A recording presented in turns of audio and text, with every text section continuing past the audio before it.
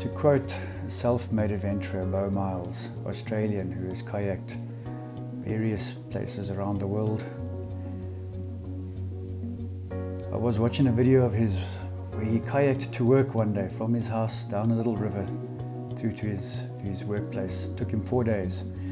And there was something he said on that little adventure of his. He says, you don't have to travel large distances across the globe to create your own adventure.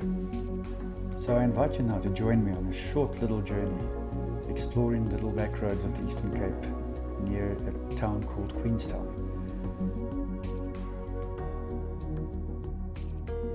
10 kilometers out of Queenstown, you turn right onto the Lady Frere road, the R410.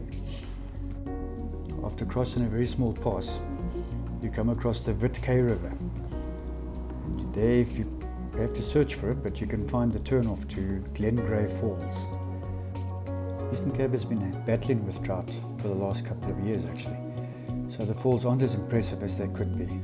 So I reckon a visit back to this area after some decent rains would herald a very nice photographic opportunities. So I'm definitely going to be back.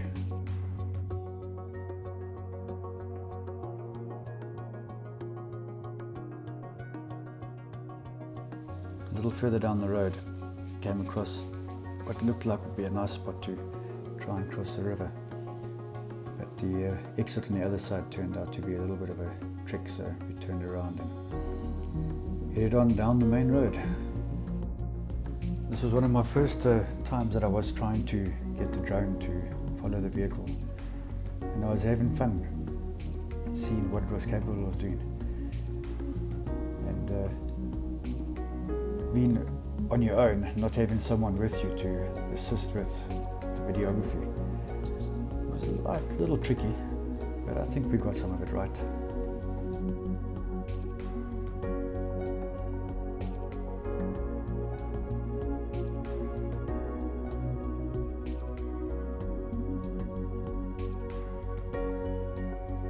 The Witkay River, where the Glengrey Falls are situated on, flows into the Concar Dam, which is an earthfall dam situated in the Eastern Cape, established in 1972. The dam wall is about 48 meters high, and it's mainly an irrigation dam. Obviously, when near water, one has to do what one does to enjoy life and do a little bit of fishing. So all we did manage to catch was some smallmouth yellowfish, which are indigenous to the country but not indigenous to this water system.